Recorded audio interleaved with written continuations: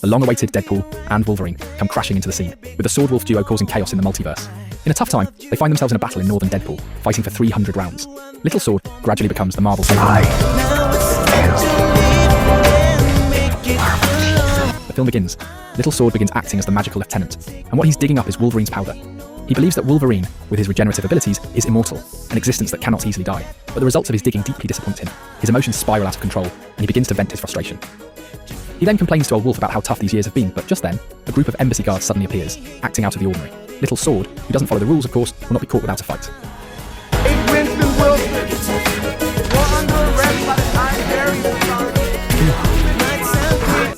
He decides to team up with Old Wolf to resist the enemy in front of them.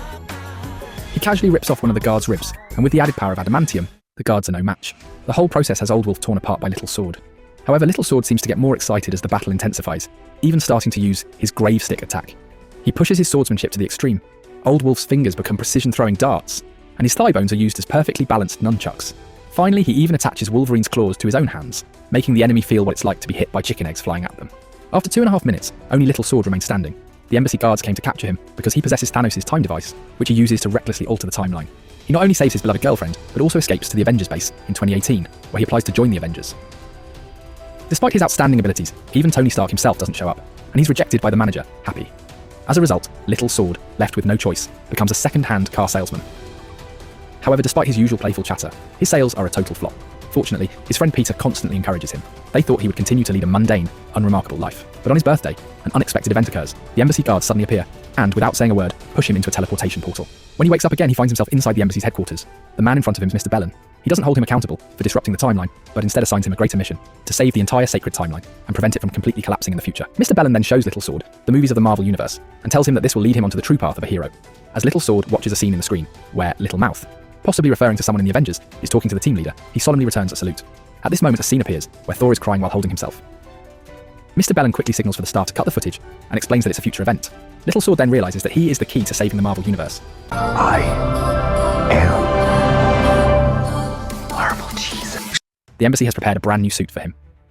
Every detail of the suit is perfect. The 2 steel knives are even forged from adamantium. After putting on the suit, Little Sword wants to return to his original universe. But Mr. Bellin says his universe is on the brink of collapse. It turns out that every timeline has its anchor person. When this anchor person disappears, the universe they belong to begins to deteriorate. Unfortunately, in Little Sword's timeline, the anchor person is Wolverine, who sacrificed himself for everyone. His life's ending is perfect, even moving the entire timeline. Originally, the timeline's decay would take thousands of years. However, the Paradox doesn't want to waste so much time, so he invented the Time Shredder, which can rapidly eliminate a timeline. Once the machine is operational, Little Sword's universe will be completely destroyed. He now only has 72 hours left. The Paradox gives him 2 choices. Either work for him and bid farewell to his ordinary life, or perish with his timeline. It turns out that this was the Paradox's plan all along. Everyone thought Little Sword would hesitate to leave his family behind, but unexpectedly, the next moment, he agrees to the Paradox's terms. However, he will not let his timeline die.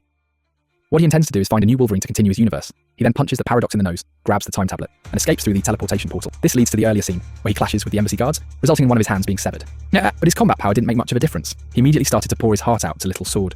It seemed like the other person wouldn't help him, so Little Sword had no choice but to traverse again. This time he encountered the card-playing Deadpool. On the surface, this version of Deadpool looked like a gentleman, but as soon as Little Sword got close, he was instantly pierced. Along the way, Little Sword had suffered quite a bit.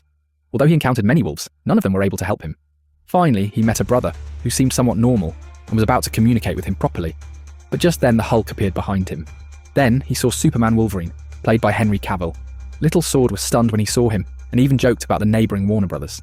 He boldly stated that he, the Marvel saviour, would definitely treat him well. But these provoking words earned him a punch from Superman Wolverine, knocking him away. After another jump through the multiverse, he finally found Wolverine at a bar, sipping on some whiskey. Little Sword grabbed him, intending to take him to the embassy. Wolverine, angry, extended his claws, but they were only a few inches long. Over 40 don't want this. Faced with a gun barrel pointed right at his head, he was in a tight spot. However, Wolverine was indifferent. After a few sips of beer, he collapsed. Little Sword brought him back to the embassy, but Mr. Bellin said they couldn't just find any Wolverine to replace the anchor person. Moreover, this Wolverine was the worst in the entire universe. He had failed his entire world.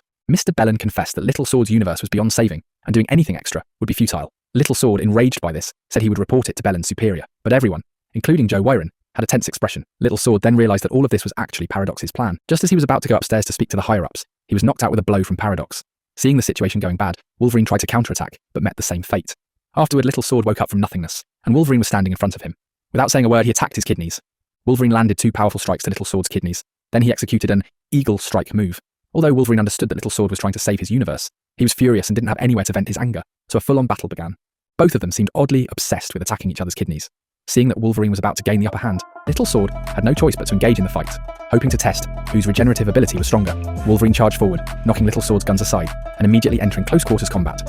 Fortunately, Little Sword's sword was also forged from adamantium, giving him a fighting chance. Their combat skills were fairly matched, but in close combat, Wolverine's claws were far more agile. Every few rounds, Wolverine's claws landed a hit on Little Sword, but these were mere surface wounds, and he wasn't even fazed. Instead, Little Sword continued to wrestle with Wolverine. Soon, Wolverine disarmed Little Sword, using his skills to take away all his weapons. Without his weapons, Little Sword stood no chance against Wolverine. Just as Wolverine was about to continue attacking, Little Sword started to make an offer. He told Wolverine that if the embassy had the ability to end his universe, they could also change his universe. They could go back together and rewrite Wolverine's world. Just then, a mysterious figure appeared, interrupting their conversation and warning them not to fight each other. The real enemy was about to arrive. In the distance, a cloud of smoke rolled in, and a large convoy of vehicles approached. To their surprise, the convoy was made up of X-Men mutants. The cloaked figure who had appeared turned out to be Captain America, played by Chris Evans. Little Sword excitedly ran up and hugged Captain America from behind. After a quick exchange of words with him and the Human Torch, they prepared to fight.